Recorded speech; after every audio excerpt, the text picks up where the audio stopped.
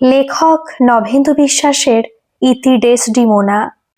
নবারুণ আবার পাপানকে নিয়ে ছাদে উঠেছে দেখে বুকটা ধড়াস করে ওঠে বর্ণালীর। ছাদের ভাঙা আলসের ধারে এসে দাঁড়ায় সে। পাপান ওর কোলেই রয়েছে তখনও। হঠাৎ পাপানের পা দুটো ধরে শূন্যে ঝোলাতে থাকে। ছাদের আলসের বাইরে শূন্যে পাপানের ছোট্ট শরীরটা দুলছে হাওয়ায়। আনন্দে পাপান হাসছে খিলখিল করে। নবারুণ কিছু একটা বলছে তাকে, নিচের বারান্দা থেকে শুনতে পায় না বর্ণালী। নবারুণের মুখের দিকে তাকাতেই শরীরটা আড়ষ্ট হয়ে যায় ওর। বড্ড নিস্পৃহ সেই চাহনি। কি করছো কি? এইসব স্ট্যান্ড দেখানোর কোনো দরকার নেই। নিচের তলা থেকে চিৎকার করে ওঠে বর্ণালী। নবারুণ ঝুঁকে ওর দিকে তাকায়, একবার শুধু হাসে ওর দিকে চেয়ে, কোনো উত্তর দেয় না। বর্ণালী পরিমরি করে ছাদে উঠে আসে, ছিনিয়ে নেয় পাপানকে নবারুণের কোল থেকে। কি হলো কি তোমার? নবারুণ যে রুষ্ট সেটা বলে দিতে হয় না। বর্ণালী কোনো উত্তর না দিয়ে ছাদ থেকে নেমে আসে, পাপানকে বুকে জড়িয়ে ধরে। ঘটনাটা যে আজকে প্রথমবার ঘটলো তা নয়, এই নিয়ে পরপর 3 দিন লক্ষ্য করেছে বর্ণালী। সবকিছুর সূত্রপাত হয়েছিল ছোট্ট একটা মন্তব্য থেকে। পাপানের প্রথম জন্মদিন ঠিকভাবে না করতে পারায় দ্বিতীয় জন্মদিনটা খুব ধুমধাম করেই করা হয়েছিল। বর্ণালী নিজেই জোর করেছিল এই ব্যাপারে। কমিউনিটি হল বুক করে সাজানো গোছানো থেকে শুরু করে ফায়ার ক্র্যাকার অবধি কোনো কিছুরই কমতি রাখেনি সে। নিমন্ত্রিত অতিথিদের মধ্যে বেশিরভাগই ছিল চেনা পরিচিত। নবারুণের কয়েকজন বন্ধুকেও আসতে বলেছিল। ওর বন্ধুরা বেশিরভাগই গায়ে পড়া স্বভাবের। বর্ণালী কোনোদিনই কাউকে সেভাবে অ্যালাউ করেনি ফ্রিভাবে মিশতে। কিন্তু তুহিন বাবুকে বারণ করেও লাভ হয় না। উনি যেচে এসে এই কথা বলেন বারবার। ভদ্রতার খাতিরে ওকেও হেসে হেসে জবাব দিতেই হয়েছিল। বর্ণালী জানতো এর পরবর্তী পরিণাম কি, তাই ও ভয়ে কুঁকড়ে গেছিল অনুষ্ঠানের মধ্যেই। তার উপর গোদের উপর বিস্ফোরা হলো নবারুণের ষাটোর্ধ্ব পিসিমার আপাত নিরীহ একটা মন্তব্য। পাপানকে কোলে নিয়ে বয়স্ক ভদ্রমহিলা বড্ড খুশি হয়ে গিয়েছিলেন। যাক, পাপানকে দেখতে পুরো অন্যরকম হয়েছে। চুলগুলো দেখো কি সুন্দর লাল কোকড়ানো, গায়ের রংটা দেখো, সাহেবদেরও হার মানাবে। আমাদের বাবুর মতো হলে আর বিয়ে দেওয়া যেত না। হাসতে হাসতে বলে উঠেছিলেন উনি। নবারুণ পাশেই ছিল। ওর মুখটা এক মুহূর্তের জন্য কালো হয়ে গেছিল তখন। বিষয়টি নজর এড়ায়নি বর্ণালীর। অনুষ্ঠানের ওই ঘটনার পর থেকেই বেসুরো বাজতে শুরু করেছে নবারুণ। অন্যদিন হলে তুহিন বাবুর সঙ্গে কথা বলার জন্য ওকে কিছু গালিগালাজ করে ক্ষান্ত হয়ে যেত সে, কিন্তু সেদিন অনুষ্ঠানের পর একটা কথা অবধি উচ্চারিত হয় না ওর মুখ থেকে। সেই অস্বস্তির শুরু। সেদিন অনুষ্ঠান শেষে বাড়ি ফিরে সোজা নিজের আকার ঘরে গিয়ে ঢোকে নবারুণ। বর্ণালী ভাবে কিছুক্ষণ পরে সে ফিরবে, কিন্তু সারা রাত ওই ঘরেই কাটিয়ে দেয় নবারুণ। তারপর থেকে এই কদিন শুধু খাওয়ার সময় কথা হয়েছে ওদের। বাকি সময় নবারুণ নিজের ঘরে আর বর্ণালী পাপানকে নিয়ে কাটিয়েছে। কিন্তু বিকেল হতেই পাপানকে নিয়ে ছাদে উঠে যায় নবারুণ। ও যে কি চায় মাঝে মাঝে বুঝতে পারে না বর্ণালী। বর্ণালীর শ্বশুরবাড়ির সাবেকি আমলের 3 তলা বাড়িটার শ্রীহীন দশা। কোথাও রং চটে গেছে, তো কোথাও দেওয়াল ভেঙে ইট অবধি বার হয়ে এসেছে। ছাদের আলসে থেকে শুরু গোটা বাড়িটাই সারানো প্রয়োজন। সে কথাও অনেকবার বলেছে ও নবারুণকে, কিন্তু সে থাকে নিজের তালে। ওর কথা শোনার প্রয়োজন অবধি বোধ করেনি সে। স্কুলে গরমের ছুটি বলে কটা দিন নিশ্চিন্ত ছিল বর্ণালী। ছেলেটাকে নিজের কাছে রাখতে পারত সে। স্কুল খোলার দিন যত এগিয়ে আসে তত মনের দিক থেকে দুর্বল হয়ে পড়ে সে। পাপানকে নিয়ে যত বেশি চিন্তা ওর। ওর কলিগরাও অনেকবার বুঝিয়েছে বেশি টেনশন করার কিছু নেই, কিন্তু তা সত্ত্বেও নিজেকে বোঝাতে পারে না ও। আসলে পাপান অনেক লেট চাইল্ড। ওরা নবারুণের বিয়ের 7 বছর পর পাপানের জন্ম, তাই একটু বেশি ভালোবাসে ওকে বর্ণালী। কিন্তু নবারুণের কোনো বিষয়ে অনুভূতি বলে কিছু নেই। পাপানকে নিয়েও তেমনভাবে কোনো দিন আদর অবধি করেনি সে। ও ব্যস্ত থাকে নিজের ছবির জগতে, তাই এই কদিন ওর পরিবর্তিত রূপ ঠিক মেনে নিতে পারে না বর্ণালী। বর্ণালী নবারুণকে প্রথম দেখেছিল ওর বাবার কাছে।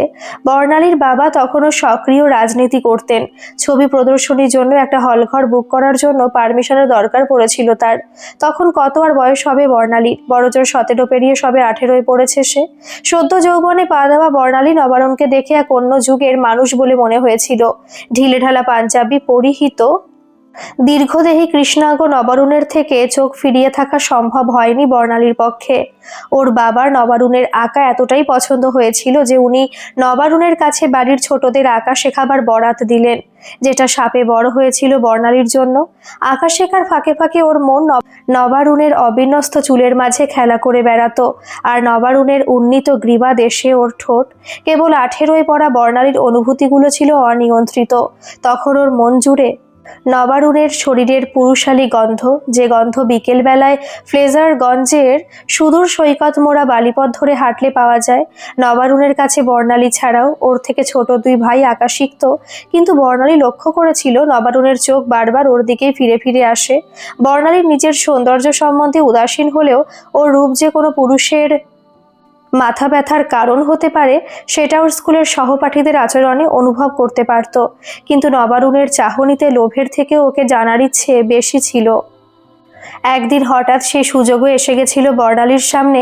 ওর ভাইয়েরা সেদিন আঁকার ক্লাসে অনুপস্থিত। বর্ণালী নবারুণকে একা পেয়েছিল সেদিন। গল্প হয়েছিল দুজনের অনেক সময় ধরে। নবারুণের মুখে দেশ বিদেশের আর্টিস্টদের গল্প শুনেছিল সে। গল্প শুনেছিল বিপ্লবের, দারিদ্র্যের বিরুদ্ধে গর্জে ওঠা ক্যানভাসের। সেসব শুনতে শুনতে কোথায় যেন হারিয়ে গেছিল সে। নবারুণের প্রতি ভালো লাগার শুরু সেদিন থেকেই। তারপর থেকে সময় সুযোগ হলে দুজনের কথা হতো। এভাবে দিনগুলো ভালো কাটছিল। কিন্তু বাদ সাধলেন বর্ণালীর বাবা। সবকিছু জানতে পারার পর নবারুণের ওই বাড়িতে আসা বন্ধ হলো, কিন্তু সবে 19 পেরোনোর বর্ণালীর পক্ষে এটা মেনে নেওয়া সম্ভব হচ্ছিল না। বর্ণালীর হাজার অনুরোধ সত্ত্বেও নিচু জাতের বাপমা বনা নবারুণের সঙ্গে ওর সম্পর্ক মেনে নিতে পারেননি বাবা, তাই অগত্যা লুকিয়ে বিয়ে, তারপর কদিনের অজ্ঞাতবাস। কিন্তু বর্ণালীর বাবার রাজনৈতিক ক্ষমতার কাছে ওদের হার মানতে হলো। উনি বর্ণালীকে বাড়ি ফেরত নিয়ে আসতে চাইলেন, কিন্তু বর্ণালী রাজি হয়নি সেদিন। তারপর ঘটনা থানা কোর্ট অবধি গড়িয়েছিল, কিন্তু বর্ণালী কোর্টে উঠে দাঁড়িয়ে সেদিন নবারুণের পক্ষ নিয়েছিল। সেই শেষবার নিজের বাবাকে পরাজিত অপমানিত হয়ে কোর্টরুম ছেড়ে বার হয়ে যেতে দেখেছিল সে। তারপর আর ওই বাড়ির সঙ্গে কোনো যোগাযোগ হয়নি ওর। তবে কোর্টরুম ছেড়ে বের হয়ে যাওয়ার আগে নবারুণের কানে কিছু ফিসফিসিয়ে বলেছিলেন ওর বাবা। নবারুণের মুখটা সেদিন শুকিয়ে গেছিল এক মুহূর্তের জন্য। বর্ণালী বোঝেনি সেদিন কি হয়েছিল, কিন্তু সেটা টের পেতে বেশি দেরি হয়নি ওর। তবে সেই জন্য ওর বাবার প্রতি কোনো রাগ নেই। এখনো মাঝে মাঝে অন্যের মাধ্যমে খোঁজ নেয় সে মা বাবার ব্যাপারে, কিন্তু ওইটুকুই। ওই বাড়িতে যাওয়ার ইচ্ছে হয় না আর। কোর্টরুমের ঘটনার পর থেকে নবারুণ একটু হলেও বদলে গেছিল যেন। একটু উদ্ভ্রান্তের মতন আচরণ করত সে, একটু দূরত্ব আসছিল সম্পর্কে। সেই জন্য বর্ণালী জোর করেছিল ঘুরতে যাবে বলে। ঘোরার জায়গা খোঁজার ব্যাপারে নবারুণের আলাদা আগ্রহ ছিল। বিয়ের পর ওদের প্রথম ঘুরতে যাওয়ার স্মৃতি মাও লিন নং নামক এক পাহাড় ঘেরা গ্রামকে ঘিরে। শিলংয়ে 2 দিন থাকার পর ট্যাক্সি যোগে ওই গ্রামে পৌঁছতে হয়েছিল ওদের।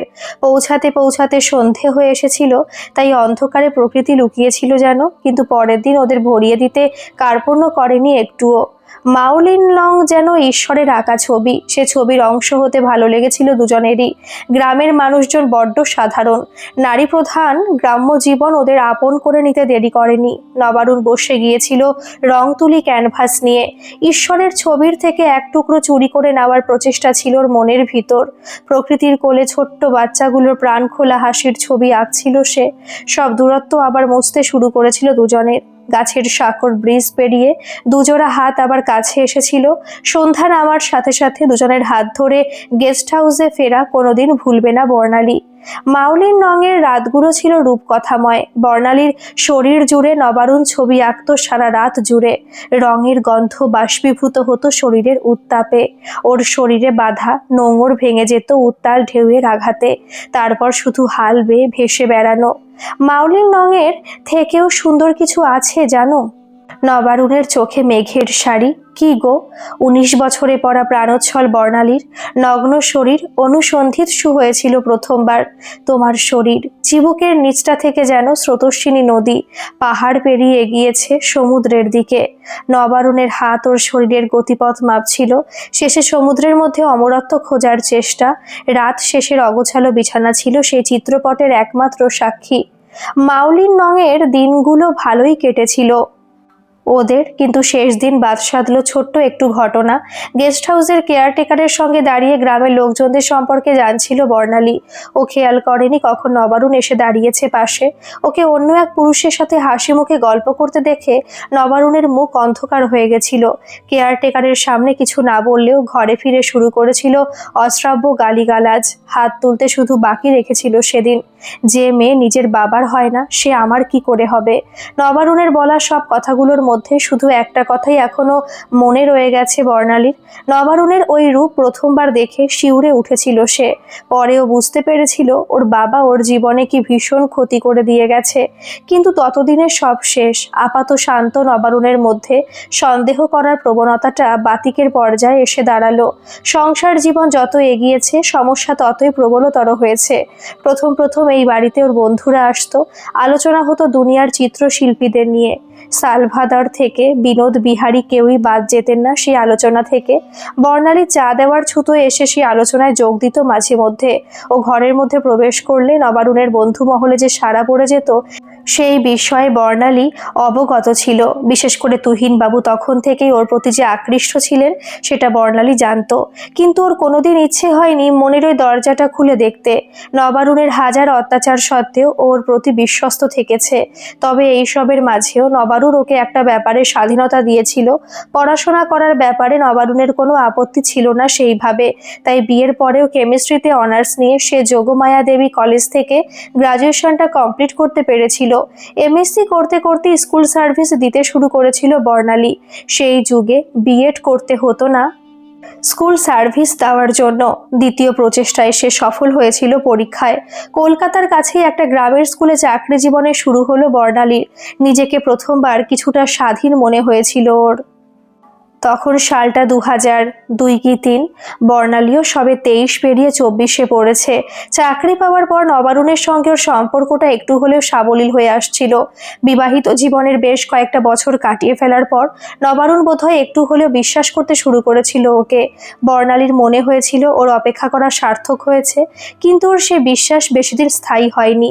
নবারুণের বন্ধু মহলে চন্দ্রিল মুখার্জি এক উঠতি শিল্পীর আবির্ভাব হলো বর্ণালী চাকরি পাওয়ার কিছুদিন পরেই। একই পেশায় থাকায় দুজনের মধ্যে একটা শীতল রেষারেষি থাকলেও নবারুণ বা চন্দ্রিল বাবু কেউই সেটা প্রকাশ্যে আনতে চাইতেন না। কিন্তু নবারুণের ছবির খুব দ্রুত কদর বেড়ে যাওয়ায় চন্দ্রিল বাবু যে মনে মনে রুষ্ট হয়েছিলেন সেটা বর্ণালী ওনার হাবে ভাবে বুঝতে পারত। ও সতর্ক করেছিল নবারুণকে সে ব্যাপারে। কিন্তু নবারুণ ওর থেকেও যে নিজের বন্ধু মহলকে বেশি গুরুত্ব দেয় সেটা ওর চাল চলনে স্পষ্ট হয়ে উঠেছিল। নবারুণ আরও বেশি করে মিশতে শুরু করেছিল চন্দ্রিল বাবুর সঙ্গে। সবাই চলে গেলে দুজনের মধ্যে কিছু নিয়ে ফিসফিস করে আলোচনা লেগেই থাকতো। চন্দ্রিল বাবু যে বর্ণালীকে পছন্দ করেন না সেটা ওনার ভাবে ভাবে স্পষ্ট হয়ে উঠেছিল। বর্ণালী ওদের সামনে গেলে দুজনের কথা বলা বন্ধ হয়ে যেত। ও বুঝতে পারতো ওকে নিয়ে দুজনে আলোচনা করছে। চন্দ্রিল বাবু যে নবারুণকে ওর ব্যাপারে খারাপ কিছু বোঝাচ্ছেন সেটা অনুভব করতে পারছিল বর্ণালী। নবারুণ আবার পূর্বের রূপে ফেরত আসছিল। নবারুণের রুদ্রমূর্তি আবার বর্ণালীর জীবনকে দুর্বিষহ করে তুলেছিল। অনেক ভেবেও কোনো উপায়ন্তর পাচ্ছিল না সে। কিন্তু কিছু একটা যে করা দরকার সেটা প্রত্যেক মুহূর্তে অনুভব করত সে। নবারুণ বদলে যাচ্ছিল। চন্দ্রিল বাবু ওর মধ্যে সুপ্ত থাকা বিষ বৃক্ষকে নিজের সুচারু হাতের খেয়ালে বড় করছিলেন। বর্ণালী সব বুঝতে পেরেও নিরুপায় ছিল। স্কুল থেকে বাড়ি এই সীমারেখার বাইরে বের হতেও সাহস পেত না। স্কুলের কোনো পুরুষ কলিগের সঙ্গে কথা বলতে গিয়ে ওকে দুবার ভাবতে হতো। নিজের পিতৃ পরিচয় খোয়ানোর পর নবারুণ ওর শেষ ঠাঁই সেটাও কেন জানি অনুভব করতো নিজের ভিতর। ওর কেবল মনে হতো যে নবারুণ ওকে গল্প বলতো দেশ বিদেশের, সে এত সহজে বদলে যেতে পারে না। একটু সময় দিলেই হয়তো সে আবার ফেরত আসবে ওর কাছে। কিন্তু যতদিন যাচ্ছিল নবারুণের মতিগতি আরও অসুবিধা ঠেকছিল ওর কাছে। বাড়ি ফিরতে দেরি করতো প্রায় প্রত্যেক দিন। মাদকাসক্ত নবারুণ ওর কোনো প্রশ্নের উত্তর দিতে চাইতো না। জোর করলে গায়ে হাত তোলা অবধি শুরু করেছিল সে। ধীরে ধীরে নিজের ছবির জগৎ থেকেও হারিয়ে যাচ্ছিল নবারুণ। সারাদিন বাড়িতে গুম মেরে পড়ে থাকা ছিল ওর কাজ।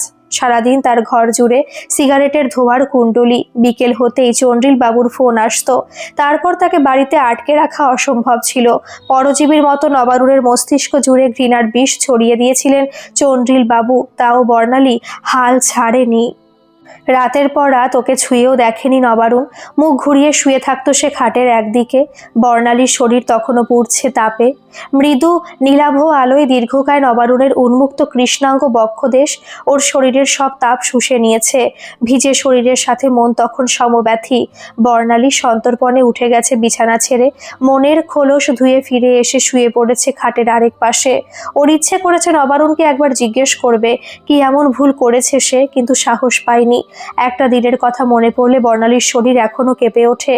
অন্যান্য রবিবারের বিকেলের মতো ওদের বাড়িতে সেদিনও আসর বসেছে। নবারুণ তখনও নিজের ঘর ছেড়ে আসেনি সবার সঙ্গে যোগ দিতে, তবে একে একে নবারুণের বন্ধু মহলের সকলে এসে উপস্থিত। এক প্রস্থ চা করে নিয়ে বর্ণালী তাদের দিয়ে আসে। ও চা দেওয়ার ফাঁকে দেখে তুহিনবাবুকে নিয়ে চন্দ্রিলবাবু আর ওনার এক চেলা রসিকতায় মেতেছেন। চারিত্রিক দিক থেকে একটু ঢিলেঢালা হলেও তুহিনবাবুকে মানুষ হিসেবে কোনোদিনও খারাপ মনে হয়নি ওর। বর্ণালী চা দিয়ে বের হয়ে আসার সময় শোনে চন্দ্রিলবাবু তুহিনবাবুর কাজ নিয়েও হাসি ঠাট্টা করছেন। ওর পরিবেশটা তেমন ভালো লাগে না। বর্ণালী তখনও বুঝতে পারেনি চন্দ্রিলবাবু আসলে কি চাইতেন। ও ঘর থেকে বের হয় নবারুণকে ডেকে দেওয়ার জন্য, কিন্তু নবারুণের ঘরে পৌঁছানোর আগে বৈঠকখানা থেকে চিৎকার চেঁচামেচির শব্দ ভেসে আসে। আওয়াজ শুনে নবারুণও ঘর ছেড়ে বের হয়ে আসে। দুজনে পৌঁছানোর আগে যা হওয়ার হয়ে গেছে। বর্ণালী গিয়ে দেখে তুহিনবাবু রক্তাক্ত অবস্থায় মেঝেতে পড়ে আছেন। নাকের পাশ দিয়ে গলগল করে রক্ত বের হচ্ছে। পাশেই দাঁড়িয়ে রয়েছেন চন্দ্রিলবাবু। ওনার জামা কাপড়ের অবস্থা দেখে বোঝা যায় যে দুজনের মধ্যে হাতাহাতির ফল এটা। বর্ণালী বুঝতে পেরেছিল দোষটা কার, কিন্তু তার কি উদ্দেশ্য সেটা সে সেই মুহূর্তে উপলব্ধি করতে পারেনি। তাই নিজের স্বভাবসিদ্ধ মমতার বশে ছুটে গিয়েছিলেন তুহিনবাবুর দিকে। তুহিনবাবুর নাকের পাশ থেকে রক্ত মুছে দিয়ে সেখানে ফার্স্ট এইড করে দেওয়া সবই করেছিল সকলের চোখের সামনে। ও তখন ভুলেই গেছিল নবারুণ সেখানে উপস্থিত। কিন্তু সকলে চলে যাওয়ার পর নবারুণ সেটা ওকে মনে করিয়ে দিতে দেরি করেনি সেদিন। তুহিনের শরীরের সঙ্গে একেবারে মিশে গেছিল তো, আর কি কি করার ইচ্ছে ছিল সেগুলো করতে পারতে। সকলে একটু মজা পেত। চন্দ্রিল ভুল বলতো না, আমি শুধু শুধু তোমার পক্ষ নিতাম দেখছি। কি উল্টোপাল্টা বলছো তুমি? ওনার লেগেছিল তাই। চন্দ্রিল বাবু সবকিছুর জন্য দায়ী। তুমি তো জানো না উনি কিভাবে তুহিন বাবুকে উত্তেজিত করছিলেন। বর্ণালীর গলার স্বর প্রথমবার দৃঢ় হয়েছিল। এখন আবার ওর পক্ষ নেওয়াও হচ্ছে? আমি কিছু বুঝি না ভাবো, আমার পিছন পিছন কি কি চলছে। কথা বলতে বলতে উত্তেজিত হয়ে পড়েছিল নবারুণ। উত্তেজনায় ওর শরীর কেঁপে কেঁপে উঠছিল। বর্ণালী ওকে এসে জড়িয়ে ধরেছিল, কিন্তু নবারুণের হাতের আঘাতে ছিটকে পড়েছিল মেঝের উপর। ওর দিকে না তাকিয়ে গালিগালাজ করতে করতে ঘর ছেড়েছিল নবারুণ। বর্ণালী মেঝেতেই পড়েছিল অনেকক্ষণ। কেঁদেছিল সে নিজের অদৃষ্টের কথা ভেবে। কিন্তু সেদিন প্রথমবার বর্ণালী বুঝতে পেরেছিল নবারুণের রাগের কারণ। সেদিন থেকেও সতর্ক হয়েছিল। মাঝরাতে নবারুণ ফিরে এসেছিল। হয়তো সে নিজের ভুল বুঝতে পেরেছিল, তাই বর্ণালীর সঙ্গে বিরোধ করেনি সেই রাত্রে। নিঃশব্দে বিছানায় পিঠ ঠেকিয়েছিল সে। বর্ণালী একবার পাশ ফিরে দেখেছিল ওকে। সেই রাত্রে নবারুণকে মুখটা দেখে বড্ড খারাপ লেগেছিল ওর। আত্মবিশ্বাস হারিয়ে ফেলা মানুষটাকে গ্রাস করার জন্য চন্দ্রিলবাবু ফাঁদ পেতে রেখেছেন যেন। ও ঠিক করছিল নিজেকে আরো গুটিয়ে নেবে। চন্দ্রিল বাবুকে আর কোনো সুযোগ দেওয়া যাবে না। পরের রবিবার আবার আসর বসেছিল, কিন্তু বর্ণালী আর কোনো ছুতোয় ওই ঘরে প্রবেশ করেনি। চায়ের ডিশটা সেই ঘরের বাইরে টেবিলে রেখে এসেছিল। তুহিনবাবু ওকে রান্নাঘরে ধন্যবাদ জানাতে এসেছিলেন আগের দিনের জন্য, কিন্তু ওনার দিকে ঘুরে অবধি তাকায়নি সেদিন। বর্ণালীর এই পরিবর্তন বোধহয় নবারুণের নজরে পড়েছিল। সেও একটু সহজ হয়ে এসেছিল ওর উপর। বর্ণালী বুঝতে পারছিল চন্দ্রিল বাবুর ছায়া থেকে নবারুণকে মুক্ত করার জন্য কি প্রয়োজন। ও লড়াইয়ের জন্য প্রস্তুত হয়েছিল। বর্ণালী হেসেছিল মনে মনে। নারীর প্রধান অস্ত্র ব্যবহার যে বাকি এখনো। রাতের অপেক্ষায় ছিল সে। সেদিন রাতের চাঁদ বর্ণালীর রূপের সাথে না জুঝতে পেরে মুখ লুকিয়েছিল মেঘের আড়ালে। নবারুণের সব দুঃখের নিগড় হয়েছিল বর্ণালীর প্রস্ফুটিত বৃন্তরাজি। রমণের তাড়নায় স্ফীত হয়ে ওঠা বৃন্তদয়ে নবারুণের ঠোঁট খেলা করেছিল সেই রাতে। বর্ণালীর শরীর কেঁপে উঠছিল নিকষ কালো শরীরের বন্ধনে। কৃষ্ণ সাগরে ঝাঁপ দেওয়া রাধার শরীরের সব বন্ধন তখন উন্মোচিত। কালিন্দির জলে ভেজা সে শরীর পবিত্র। বর্ণালীর সব ধমনী জুড়ে শুধু নবারুণের গন্ধ। নবারুণের পুরুষালী শরীরের মাঝে অগুন্তি বার হেরে যাওয়ার আনন্দে বিহ্বল তখন সে। নবারুণের অবিশ্বাসী মনে নিজের নখের চিহ্ন এঁকে দিয়ে কর্তৃত্ব স্থাপন করেছিল বর্ণালী। সেই রাজ্যে চন্দ্রিল বাবু ব্রাত্য, বিছানা জুড়ে শ্বেত কণার সমুদ্র, যাতে মাখামাখি দুটো শরীর। স্খলনের পর অগুন্তিবার জেগে ওঠা শরীর নিদ্রাহীন রাতের শপথ করেছিল। যুদ্ধ জয় করে বর্ণালীর ক্লান্ত শরীর ঘরমাক্ত নবারুণের বুকের মাঝে লুকোচুরি খেলছিল তখন। নবারুণকে আবার জয় করে নিশ্চিন্ত হয়েছিল বর্ণালী। নবারুণ চন্দ্রিল বাবুর সঙ্গে মেলামেশা কম করেছিল, অন্তত বাড়িতে ওনার আশা বন্ধ করতে পেরে কিছুটা নিশ্চিন্ত বোধ করেছিল সে। কিছুটা হলেও স্বাভাবিক হয়ে আসছিল সে। বাড়িতে আর বন্ধুদের নিয়ে আসর বসাতো না। জীবনের এই রকম এক সময় বর্ণালীর সঙ্গে প্রিয়তার দেখা। সেদিন বিকেলবেলা স্কুল থেকে ফেরার পথে এসপ্ল্যানেড মার্কেট হয়ে বাড়ি ফেরার কথা ভেবেছিল বর্ণালী। নবারুণের জামা কাপড় ওকেই কিনতে হয়, না হলে তিনি এক জামা দিয়ে সারা বছর কাটিয়ে দিতে পারেন। সবে দুই একটা দোকান ঘুরে জামা পছন্দ করার কাজ শুরু করেছে, তখনই ওর দিকে ছুটে এসেছিল মেয়েটি। মেয়েটিকে দেখে মনে হয়েছিল ওর সমবয়সী। ঈষৎ শ্যামবর্ণা প্রিয়তার মুখে একটা স্নিগ্ধতা ছিল। ওর নিজের নাম অপরিচিত একজনের মুখে শুনে একটু অবাক হয়েছিল বটে বর্ণালী, কিন্তু সে বিস্ময় ভাব বেশিক্ষণ থাকেনি। প্রাণবন্ত মেয়েটি নিজের পরিচয় দিয়েছিল পর মুহূর্তেই। আপনার কথা চন্দ্রিলের মুখে অনেকবার শুনেছি। আপনাদের আড্ডার গ্রুপ ফটো আমার বাড়ির দেওয়ালে টাঙানো। চন্দ্রিল দাদাকে খুব ভালোবাসে জানেন, সব সময় ওনার কথা বলে। কদিন খুব মনমরা হয়ে বাড়িতে বসে সে জিজ্ঞেস করতে বলল, দাদার সঙ্গে কিছু নিয়ে সমস্যা হয়েছে একটা। আমি ভেবেছিলাম ওকে নিয়ে যাব আপনাদের বাড়ি। দেখুন মেঘনা চাইতে জল, আপনার দেখা পেয়ে গেলাম। বর্ণালী প্রিয়তার মুখের দিকে তাকিয়েছিল খালি। মেয়েটা কথা বলে যাচ্ছিল বিরামহীনভাবে। আগামী রবিবার কি দাদা বাড়ি থাকবে? তাহলে আমরা দুজনে মিলে একটু যেতাম। প্লিজ দিদি, ও দাদার কাজকে অন্ধের মতো ভালোবাসে। আমাকে বলে, দেখ একদিন ওনার মতো হব। এই কদিনও খুব মুচড়ে পড়েছে। ও যদি কোনো ভুল করে থাকে দাদার কাছে ক্ষমা চেয়ে নেবে। অন্য কেউ হলে বড্ড গায়ে পড়ে ভাব জমানো মনে হতো, কিন্তু প্রিয়তার বেলা সেটা মনে হয় না বর্ণালীর। ওর কেমন যেন মায়া হয়েছিল মেয়েটার প্রতি। বর্ণালী ভেবেছিল ওই হয়তো দুই বন্ধুর সম্পর্কটা নষ্ট করে দিতে চেয়েছে স্বার্থপরের মতো। ও ওদের দুজনকে পরে রবিবার আসতে বলেছিল বাড়িতে।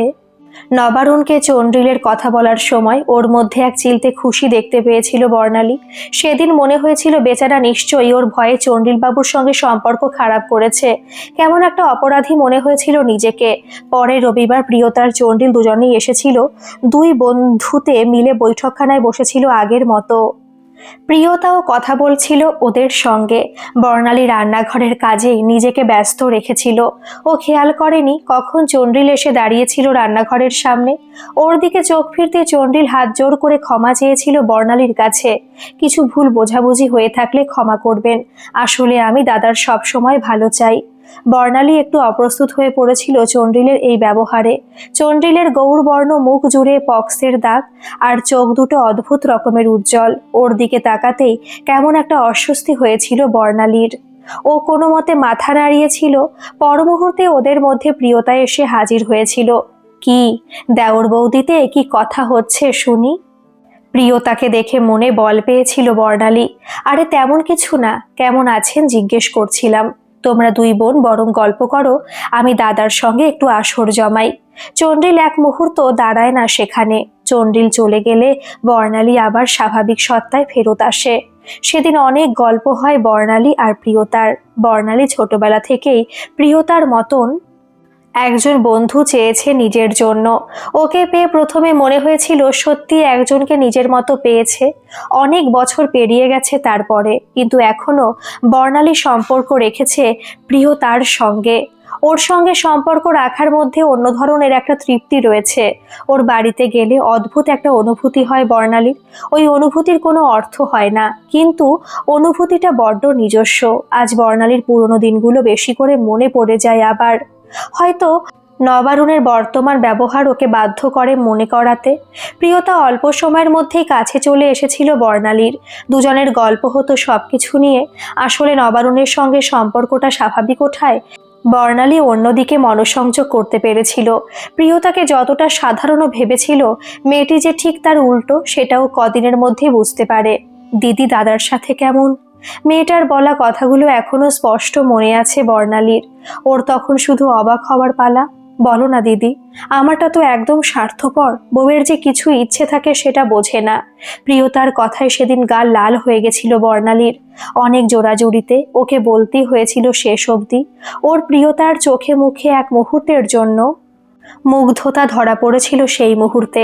দাদাকে দেখে তো রুক্ষ মানুষ বলে মনে হয়, তলে তলে এই আমার বরটাই পচা। তবে সব পুরুষ মানুষ সমান, বুঝলে? বহুগামিতা ওদের রক্তে। নবারুণ ওই রকম নয়, ও অন্য জগতের মানুষ, না হলে কি আর এত। কথাটা বলতে গিয়েও পুরোটা বলেনি বর্ণালী। নিজেদের সাংসারিক অশান্তির কথা বলে নবারুণকে ছোট করতে চায়নি সেদিন। এটা তুমি ঠিক বললে না দিদি, সব পুরুষ সমান। সে হয়তো তোমার উপর শুয়ে অন্য নারীর কথা ভাবে, তার শরীর অন্য নারীর কথা ভেবে জেগে ওঠে। মানুষ কেন, সব জন্তুই বহুগামী। মানুষ এই ন্যায় নীতি এই সব চাপিয়ে নিজের আসল রূপটাকে আটকে রাখার চেষ্টা করে। কি উল্টোপাল্টা বলছিস বলতো? নবারুণকে তুই তাহলে বুঝিসনি, ওর মধ্যে অমরত্বের আকাঙ্ক্ষা রয়েছে। ওর ছবিগুলো দেখলে বুঝবি তুই, ওর ছবিতে নগ্নতা পবিত্র। আমার তো মনে হয় সব নারীর ছবির মধ্যে আমি রয়েছি। গর্ব ফুটে উঠেছিল বর্ণালীর গলার স্বরে। সত্যি নবারুণ কোনোদিন অন্য কারোর জন্য ভাবে না, ওকে দেখলেই সেটা বোঝা যায়। এ বিশ্বাসটুকু বর্ণালী ছিল। ওর কথায় হেসে উঠেছিল প্রিয়তা। কি যে বলো দিদি, আমাদের চোখ আপেক্ষিক। আচ্ছা তোমার নিজের ক্ষেত্রেই বলো, নবারুণ বাবুর এত বন্ধু, তাদের মধ্যে কাউকে তুমি কোনোদিন কল্পনা করনি? তুহিন বাবু তো শুনেছি। কথা বলার মাঝে হালকা আর চোখে ওর দিকে তাকিয়েছিল প্রিয়তা। তুহিন বাবুর নাম ওর মুখে শুনে অবাক হয়েছিল বর্ণালী। কি বলো না, আমার তো এরকম অনেকবার হয়েছে। হাজার হোক, মানুষ তো। স্বপ্নের উপর ঠিকাদারি খাটে না। তুহিন বাবুর ফটো তো দেখেছি, খুব সুন্দর দেখতে, হ্যান্ডসাম। তারপর তোমার উপর নাকি ওনার প্রিয়তার খোঁজা অব্যাহত ছিল। বর্ণালী প্রথমবার একটু উষ্মা প্রকাশ করেছিল। ও বুঝতে পারছিল প্রিয়তা ওর মুখ থেকে কি শুনতে চাইছে। এইসব কে বলেছে বলতো তোকে? তুহিন বাবুর কথা কে বলেছে? কেন, চন্দ্রিলের কাছে তো তুহিন বাবু নিজেই বলেছে সে কথা। কি যে বলিস উল্টোপাল্টা! তুহিন বাবু আর চন্দ্রিলের মধ্যে যা সম্পর্ক, তাতে আবার এই সব কথা, এই গল্প অন্য কোথাও দাও। মা, ও বাঁকা হেসে বলে উঠেছিল প্রিয়তার দিকে চেয়ে। না গো দিদি, বিশ্বাস করো, চন্দ্রিল নিজে বলেছে আমায়। ও একদম মিথ্যে বলে না আমায়। প্রিয়তাকে দেখে নাছোড়বান্দা বলে মনে হয়। বর্ণালী তখন সাবধান হয়ে গেছিল নিজের তরফ থেকে।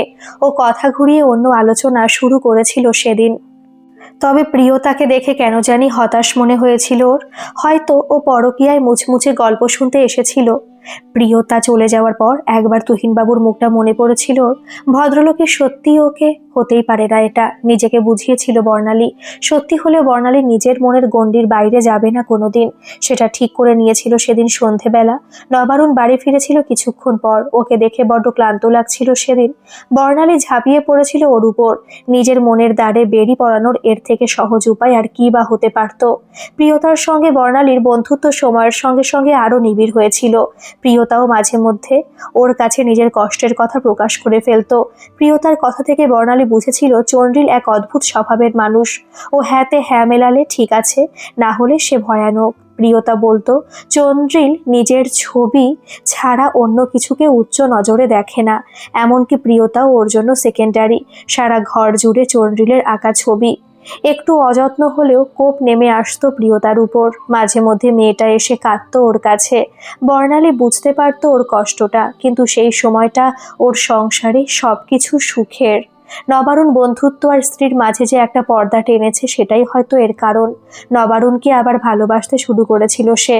প্রিয়তা বোধ হয় একটু দুঃখ পেত ওদের ভালোবাসা দেখে, কিন্তু মেয়েটাকে দোষ দেওয়া যায় না। ওর মন ভালো করার জন্য মাঝে মধ্যে প্রিয়তাকে নিয়ে বর্ণালী শপিং করতে বের হতো। তখনও শপিং মল আর অনলাইন সাইটের আধিক্যে ছোট দোকানগুলো ঢাকা পড়েনি। অনেক দোকান ঘুরে ঘুরে নবারুণের জন্য একটা জামা কেনার আনন্দ বর্ণালীর জন্য স্বর্গীয় ছিল। সেই সব দিনগুলোর কথা ভাবলে কষ্টটা আরো বেশি হয় আজ। ঠিক এমনই একদিনে প্রিয়তার মধ্যে প্রথমবার লোভ দেখেছিল বর্ণালী। বর্ণালী সেদিন গলায় একটা মুক্তো দেওয়া হার পরেছিল। হারটা বিয়ের পর শিলংয়ে থাকার সময় নবারুণের দেওয়া প্রথম উপহার। শিলংয়ের পুলিশ বাজারের একটা নামজাদা দোকান থেকে নবারুণ কিনে দিয়েছিল হারটা। দিদি, হারটা কি সুন্দর গো, কবে কিনলে? আমাকে দেবে, একদিন পরবো। প্রিয়তার চোখ ওর মনের ভাব বলে দিচ্ছিল। হারটা তো দাদার দেওয়ারে, বিয়ের পর দেওয়া প্রথম গিফট, কি করে দিই বলতো? দাদা কত ভালো, চন্দ্রিলকে দেখ, কোনোদিন কিছু দিল নিজের বউকে?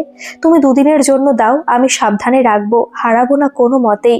বর্ণালীর কেন জানি সেদিন অন্যরকম লেগেছিল প্রিয়তাকে। নিজের স্বাভাবিক চরিত্রের বাইরে গিয়ে সে জোরাজুরি করছিল ওর সাথে।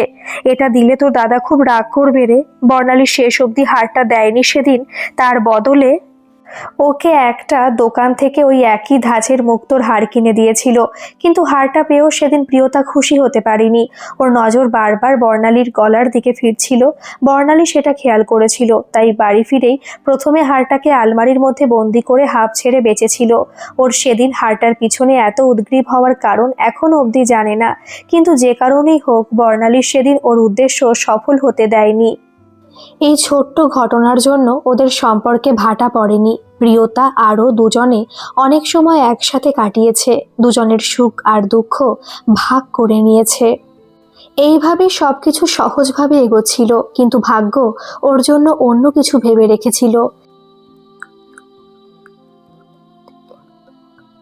তার ফল পেতে বেশি দেরি হলো না। সুখবরটা নবারুণের কানে দেওয়ার আগে বর্ণালী প্রথম প্রিয়তাকেই বলেছিল। প্রিয়তা খবরটা শুনে খুশিতে নেচে উঠেছিল। দাদাকে কবে বলছো? সারপ্রাইজ দেব ঠিক করেছি, সামনের 21 তারিখ বিবাহ বার্ষিকী, ওই দিনই বলবো ঠিক করেছি। ওর জন্য গিফট কেমন বল? সেরা। প্রিয়তার মুখ জুড়ে খুশির মেলা। কথা বলতে বলতে মুখটা লাল হয়ে গেছিল বর্ণালীর।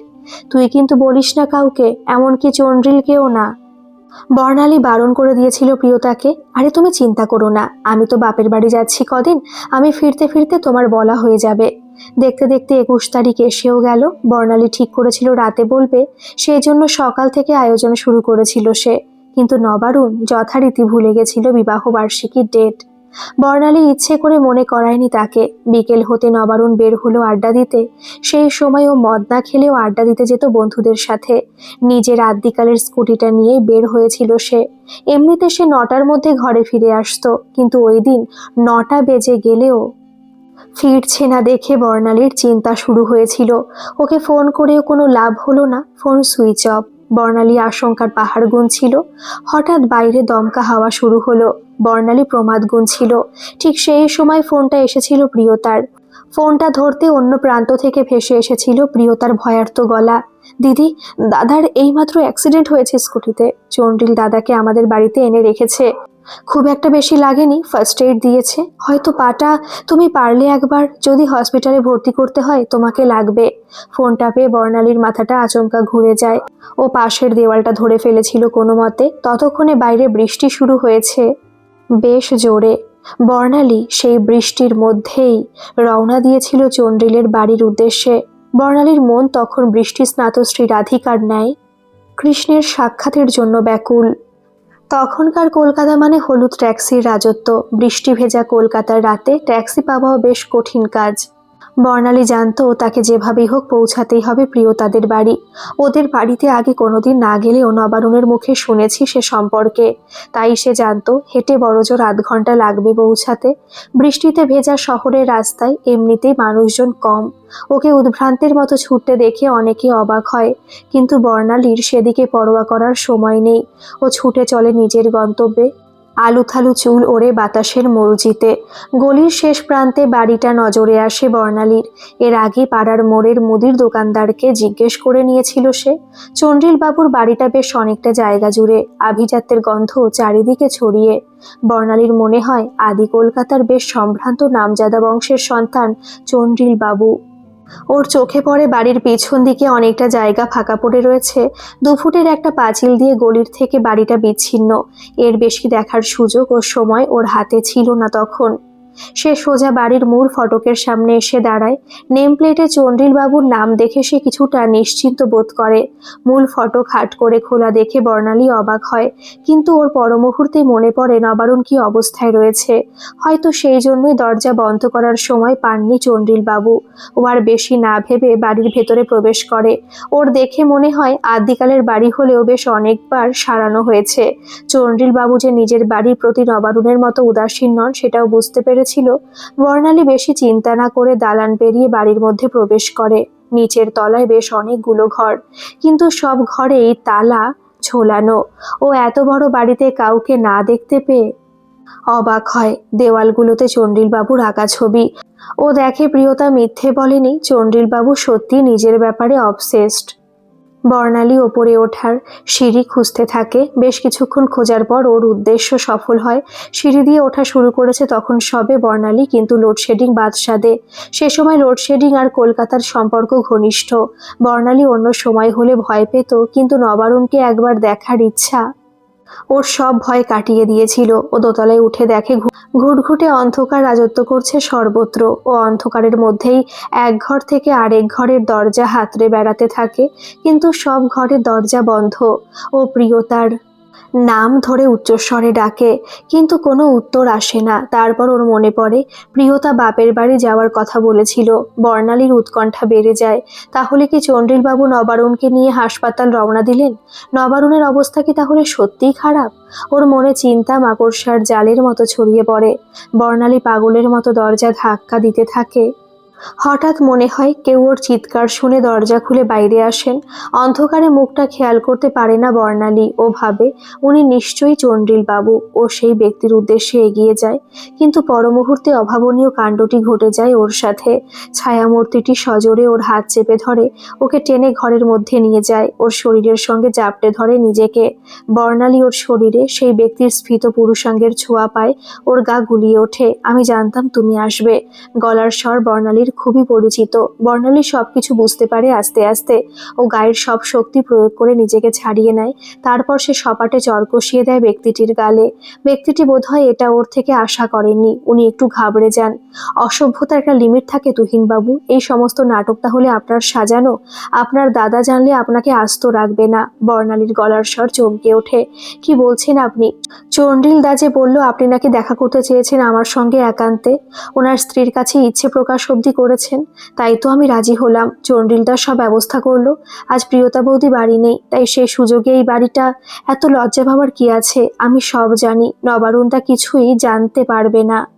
কোনো ভয় নেই। তুহিনবাবু আবার ওর দিকে এগিয়ে আসেন। অন্ধকারের মধ্যেও তুহিনবাবুর লোভী চোখ জ্বলছে। বর্ণালী ভয় পায় না। ও তুহিনবাবুর ক্ষমতা কদ্দূর সেটা ভালোই জানে। ও বুঝতে পারে এইসবের পিছনে আসল মাথা কার। তুহিনবাবুর হাত আবার ওর শরীরকে স্পর্শ করার চেষ্টা করলে বর্ণালী ওকে সজোরে ধাক্কা দেয়।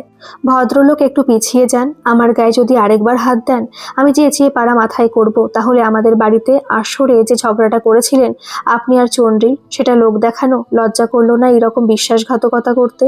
নবারুণ আপনাকে নিজের ভাইয়ের মতো স্নেহ করে। আপনার কবে মনে হয়েছে আমি আপনাকে পছন্দ করি? আমি সবসময় আপনাকে নিজের ভাইয়ের মতন দেখেছি। রাগে বর্ণালী কথা জড়িয়ে আসে। বর্ণালীর কথায় তুহিনবাবু প্রথমবার দমে যান। কিন্তু চন্ডিলদা যে তাহলে কি সব মিথ্যে বলল? কিন্তু কেন, কি উদ্দেশ্যে? সেদিনের ঝগড়াটা কিন্তু মিথ্যে হয়নি। আমার কাজ নিয়ে কেউ মজা করবে সেটা সহ্য হয়নি। হাত উঠে গেছিল ওরা দুজন, আর আমি একা, তাই। কিন্তু কদিন পর চন্ডিলদা নিজেই এসেছিল আমার বাড়ি।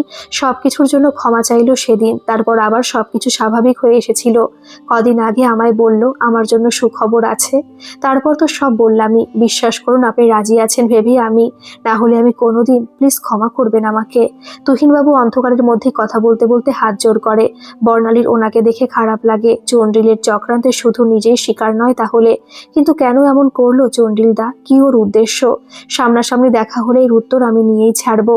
কথা বলতে বলতে দাঁতে দাঁত ঘষেন তুহিনবাবু। আপনি শান্ত হন। নতুন কিছু হওয়ার আগে আমাদের এই বাড়ি ছেড়ে যাওয়া দরকার। এই অবস্থায় আমাদের কেউ দেখলে কিন্তু আর রক্ষে নেই। বর্ণালীর কথা শেষ হয় না। নিচের তলায় কারোর পায়ের শব্দ হয়। কেউ যেন বেশ জোরে জোরেই কথা বলছে।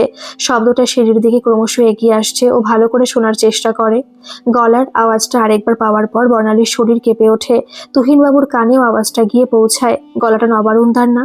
কার সাথে কথা বলছে? আরেকটা গলা কি চন্ডিলদার? তুহিনবাবুর গলার স্বরে তখন বিস্ময়। এতক্ষণে বুঝলেন সবকিছু? চন্ডিলবাবুর আসল উদ্দেশ্য? ও কেন আপনাকে আর আমাকে এক জায়গায় ডেকেছে? নবারুণ যদি আমাদের এই অবস্থায় এক ঘরে দেখে কি হবে বুঝতে পারছেন? বর্ণালী ভয়ে দিশেহারা হয়ে পড়ে। কি হবে এখন? তুহিনবাবু পাগলের মতো করতে থাকেন। বর্ণালী একটু শান্ত হয়। শুনুন, প্রথমে এই ঘর ছেড়ে আপনি বেরিয়ে যাবেন অন্যদিকে। দেওয়াল জুড়ে দেখবেন চন্ডিলের আঁকা ছবি। ছবিগুলো নষ্ট করে ফেলবেন সশব্দে। সেই শব্দ যেন ওদের কানে গিয়ে পৌঁছায়। বর্ণালী সিঁড়িতে পায়ের শব্দ পায়। আর এক মুহূর্ত সময় নষ্ট করার অবকাশ নেই। আপনাকে যা বললাম সেটা করবেন। কিন্তু কিন্তু আপনার কি হবে? তুহিনবাবু চিন্তিতভাবে প্রশ্ন করেন। আমাকে নিয়ে ভাবতে হবে না আপনাকে। আপনি নিজের কাজটা করুন। তুহিনবাবু আর কথা না বাড়িয়ে ঘর ছেড়ে বের হয়ে যান। বর্ণালী পায়ের শব্দ এবার স্পষ্ট শুনতে পায়। সিঁড়ি দিয়ে উঠে আসছে দুজন। নবারুণের গলার স্বর বেশি শোনা যাচ্ছে। চন্ডিলের আওয়াজ সে তুলনায় নেই বললেই চলে। বর্ণালী অন্ধকার ঘরে লুকানোর জায়গা খোঁজে। পায়ের আওয়াজ ক্রমশ ঘরের দিকে এগিয়ে আসে। বর্ণালী লুকানোর মতো কিছু খুঁজে পায় না। ও বুঝতে পারে বিপদ আসন্ন। ওকে চন্দ্রিলের বাড়িতে এই অবস্থায় দেখলে নবারুণ কিছু একটা ভাববেই। আর সেই আগুনে স্ফুলিঙ্গ দেওয়ার জন্য চন্দ্রিল তো রয়েইছে।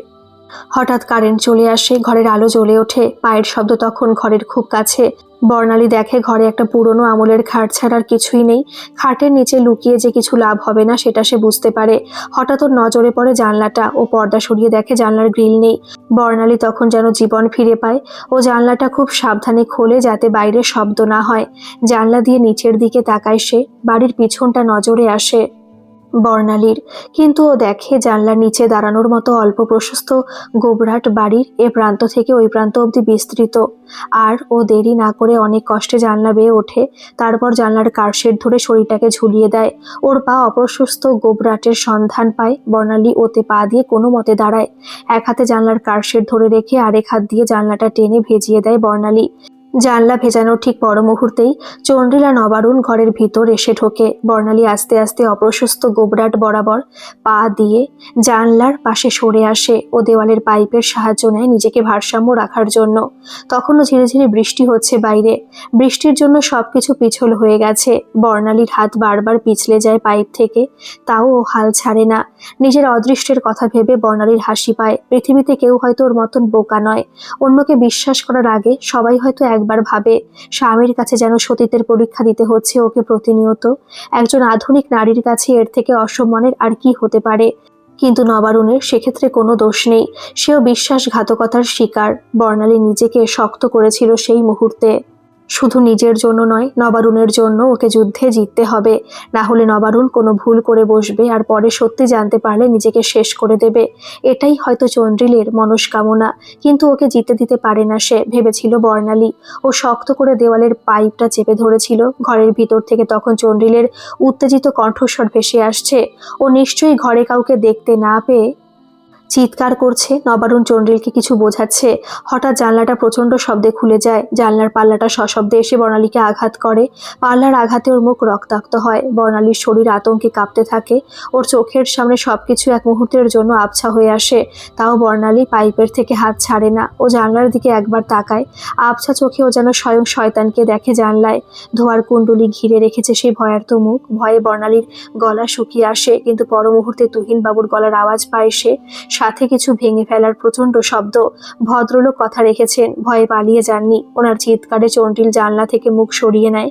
বর্ণালী আবছা চোখে দেখে ঘরের মধ্যে আর কথা শোনা যাচ্ছে না।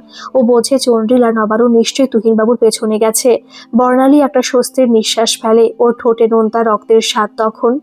বর্ণালী আর ধরে রাখতে পারে না নিজেকে। ওর অবশ হাত আলগা হয়ে আসে পাইপের বাঁধন থেকে। বর্ণালীর শরীর যখন শূন্য থেকে নিচের মাটি স্পর্শ করে তখন হালকা শব্দ হয় একটা।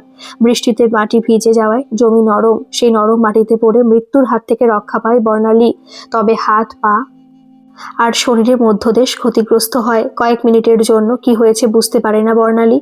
ওর শরীর থ মেরে যায়। কিন্তু তারপর ও ওঠার প্রয়োজনীয়তা অনুভব করে। বাড়ির ভিতর থেকে যে কোনো মুহূর্তে চন্দ্রিল আর নবারুণ বের হয়ে আসতে পারে। বর্ণালী শরীরের সব শক্তি দিয়ে সোজা হয়ে বসে।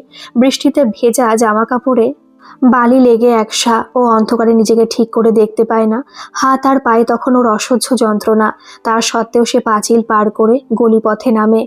যন্ত্রণায় শরীর অবশ হয়ে আসে ওর। কিন্তু বর্ণালী থামে না। গলিপথ ধরে এগোতে থাকে মূল রাস্তার দিকে। সৌভাগ্যক্রমে হঠাৎ একটা ট্যাক্সির দেখা পায় সে।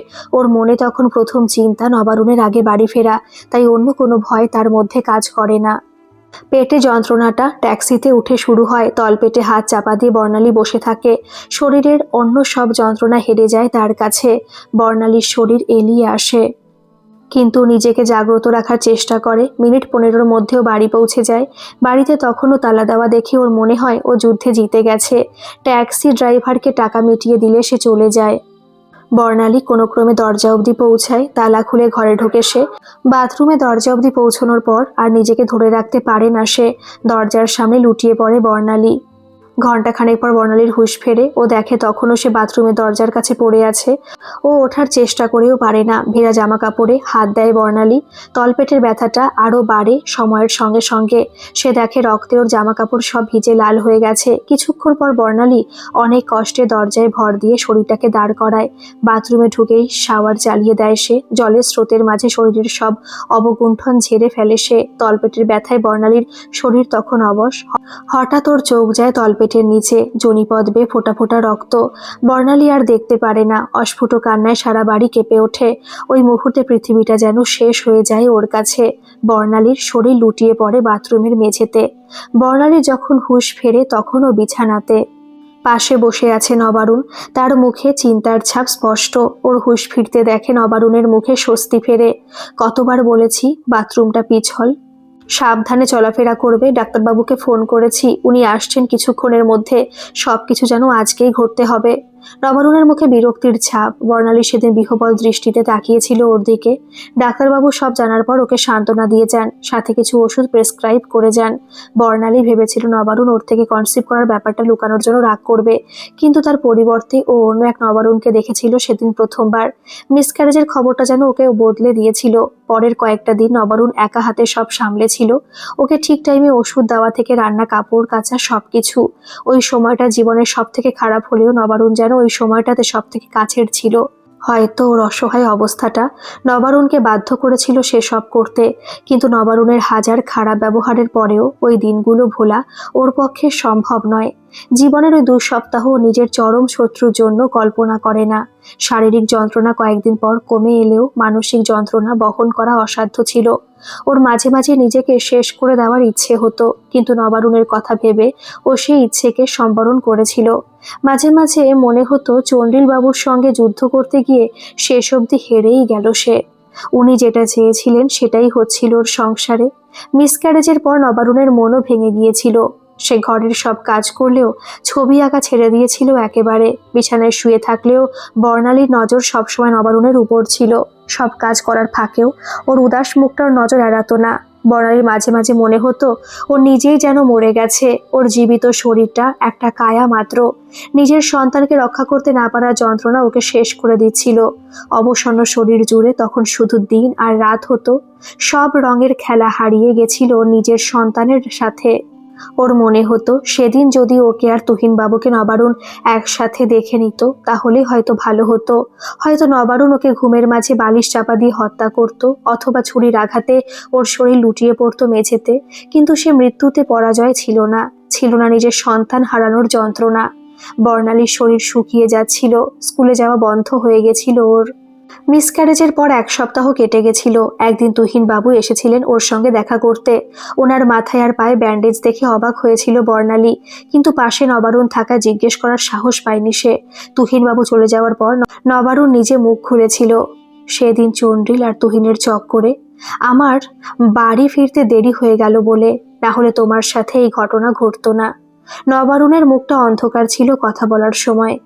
কেন, কি হয়েছিল সেদিন? বর্ণালী জিজ্ঞেস করার সুযোগ পেয়ে গেছিল। আরে আর বলো না, দুজনেই পাগল। আমি তো আড্ডা দিচ্ছিলাম বন্ধুদের সঙ্গে।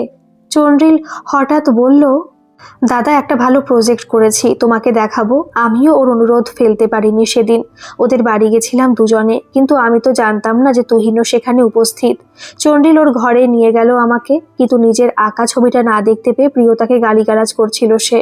আমি ওকে বললাম যে নিশ্চয়ই অন্য কোথাও সরিয়ে রেখে গেছে প্রিয়তা। ঠিক সেই মুহূর্তেই পাশের বারান্দা থেকে কিছু ভেঙে পড়ার শব্দ। দুজনেই ছুটলাম সেদিকে। গিয়ে দেখি তুহিন সেখানে উপস্থিত। ওর চোখ তখন জ্বলছে যেন। সে চন্ডিলের আঁকা ছবি দেওয়াল থেকে মাটিতে ছুঁড়ে ফেলে তার উপর পা দিয়ে আঘাত করছে অনবরত। নিজের ছবির ওই দশা দেখে কার মাথা ঠিক থাকে? চন্ডিলও মাথা ঠিক রাখতে পারেনি। তারপর রক্তারক্তি কাণ্ড। তোমার এই অবস্থার কথা ভেবে আর কিছু বলিনি। তুহিনবাবু হঠাৎ ছবি নিয়ে ওসব করতে গেলেন কেন? নিশ্চিত হওয়ার জন্য বর্ণালী নবারুণের দিকে প্রশ্ন ছুড়ে দিয়েছিল।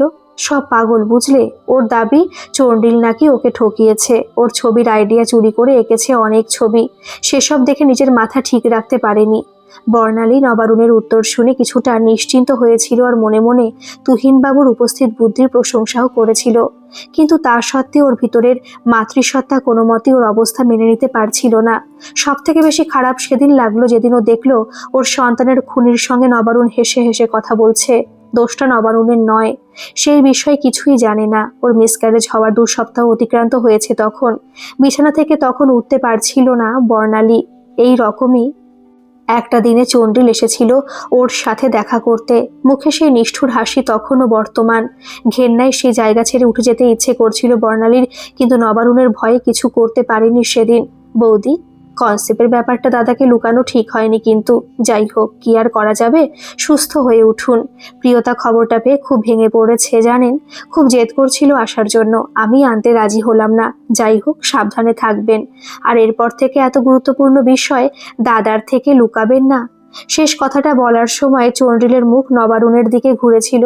ও বুঝতে পারছিল চন্ডিল নবারুণকে কি ইশারা করতে চাইছে। বর্ণালী চন্ডিলের কথার কোনো উত্তর দেয়নি সেদিন। ও শুধু চেয়েছিল ওর মুখটার দিকে। দাদা, বৌদিকে দেখে শুনে রাখুন, আর তুহিনকে এই বাড়িতে ঢুকতে দেবেন না, ও কিন্তু সবার জন্য বিপজ্জনক। কি বলছি বুঝছেন তো? চন্ডিলের মুখে শয়তানি হাসিটা তখনও লেগে ও যেন খুশি হয়েছে বর্ণালীকে ওই অবস্থায় দেখে। বর্ণালী নীরব দৃষ্টিতে তাকিয়ে থাকে চন্ডিলের দিকে। চন্ডিল আর নবারুণ উঠে যায় বিছানার পাশে রাখা চেয়ার থেকে। দূরে ঘরের এক কোণে দাঁড়িয়ে দুজনে আবার ফিসফিস করে কথা বলতে শুরু করে। চন্ডিল একটা সিগারেট ধরায় কথা বলতে বলতে। ধোয়ার কুণ্ডলীর মাঝে শয়তানকে আরেকবার দেখতে পায় বর্ণালী। ও বুঝতে পারে চন্ডিল আবার কোনো ছক কষছে, কিন্তু সেটা সে হতে দেবে না। খারাপ লাগার অনুভূতি বদলে গেছিল কয়েক মুহূর্তে। শক্ত হয়ে উঠেছিল ওর চোয়াল। সেদিন থেকে শুরু হয়েছিল ওর জীবনের লঙ্কা পর্ব। বর্ণালী ছোটবেলা থেকে বিজ্ঞানের বিষয়গুলোতে ভালো ছিল। ওর সব থেকে বেশি প্রিয় বিষয় ছিল রসায়ন। তাই উচ্চ মাধ্যমিকের পর কেমিস্ট্রিতে অনার্স নেওয়ার ওর জন্য যেন নির্ধারিত ছিল। ওর কলেজের কেমিস্ট্রি অধ্যাপক ছিলেন অরবিন্দ মুখোপাধ্যায়। ভদ্রলোক ছিলেন বড্ড গুণী ব্যক্তি। বিয়ের পরেও বর্ণালীর পড়াশোনা চালিয়ে যাওয়ার আগ্রহ ওনাকে আকৃষ্ট করেছিল বর্ণালীর প্রতি। বড্ড স্নেহ করতেন ওকে। বর্ণালীও নিজের বাবার মতন সম্মান করত ওনাকে। ভদ্রলোক শুধুমাত্র 6 ফুট উচ্চতার অধিকারী ছিলেন, সঙ্গে ছিলেন হাজার জ্ঞানের ভান্ডার। শুধু সিলেবাস নয়, সিলেবাসের বাইরের অনেক কিছুই বর্ণালী শিখেছিল ওনার কাছে। কলেজের বেশিরভাগ সময় সে পড়ে থাকতো কেমিস্ট্রি ল্যাবে। কলেজের সহপাঠীদের সঙ্গে কথা বলা বারণ থাকায় একদিকে ভালোই হয়েছিল বর্ণালী। স্যার বলতেন বর্ণালী হলো 7 রঙের সমাহার। সে থেমে যেতে পারে না, বিচ্ছুরণ তার প্রধান শক্তি। মিসক্যারেজের পরে 2 মাস স্যারের উপদেশগুলো মনে করে নিজেকে শক্ত করেছে বর্ণালী। স্যারের শেখানো বিষয় যে ওর কাজে আসতে পারে তা সে জীবনেও ভাবেনি। বর্ণালী মিসক্যারেজের মাসখানেক পরে স্কুলে আবার যোগদান করেছিল। তারপরেও আরও 1 মাস কেটে গেছে। কলকাতার মধ্যে জায়গায় গোপনে কাস্টার্ড সিডস জোগাড় করতে গিয়ে ওকে অনেক কালঘাম ছোটাতে হয়েছে, তবে ও দমে যায়নি। স্যারের কথাগুলো মনে রেখে নিজেকে শক্ত করেছিল সে। কাস্টার্ড সিডস জোগাড় হওয়ার পরও একটু নিশ্চিন্ত হয়েছিল। এই কদিনে কম করে 4 বার চন্ডিল ওদের বাড়িতে এসেছে। তারপর চন্ডিল আর নবারুণের ফিসফিসানি। নবারুণ এর মধ্যে ওর সঙ্গে একবারও খারাপ ব্যবহার না করলেও ওর মধ্যে কেমন একটা অবাধ্য মানসিকতা জন্মেছে। মাঝে মধ্যে সে বর্ণালী কিছু বললে তার উল্টো কাজ করেছে। এগুলো যে চন্ডিলের উস্কানিতে সেটা বর্ণালী বুঝতে পারত, কিন্তু ওকে সব সহ্য করে নিতে হতো। দিনটা ছিল শুক্রবার। এখনো স্পষ্ট করে মনে আছে বর্ণালী ক্লাস শেষের পরেও স্কুলের কেমিস্ট্রি ল্যাবে বসেছিল। হাতের কাজের পাশাপাশি তার মন চলছিল নিজের খেয়ালে। হঠাৎ ছেলেটা এসেছিল, নামটা বোধহয় অরিত্র। ক্লাস 12-এর ভালো ছেলেগুলোর মধ্যে একজন ছিল সে।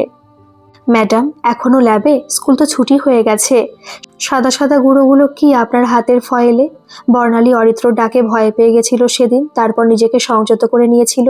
এগুলো একটা কেমিক্যাল, চুলে দেয় মেয়েরা, চুল ভালো হয়। তুমি এখানে কি করছো? বাড়ি যাওনি কেন? ম্যাম, একটা ডাউট ক্লিয়ার করার ছিল।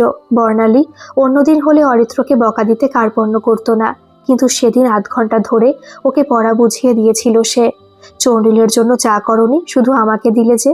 নবারুণ চিৎকার কানে এসেছিল বর্ণালীর। চন্ডিল এসেছে বেশ কিছুক্ষণ হবে। রবিবারের বিকেল বেলা ওর আসা যে নিশ্চিত বর্ণালী সেটা ভালোভাবে জানতো। আরে 2 কাপ একসাথে নিয়ে আসা যায় না, গরমে হাত পুড়ে গেলে তুমি দেখবে আমায়। কালকেই তো চায়ের ট্রেটা ভাঙলো, তোমাকে বললাম কত করে আরেকটা এনে দাও। বর্ণালী চন্ডিলের জন্য চায়ের কাপটা হাতে নিয়ে ঘরে ঢুকতে ঢুকতে বলে উঠেছিল, তা থালা করেই তো আনতে পারতে, চন্ডিল কি আর পর নাকি?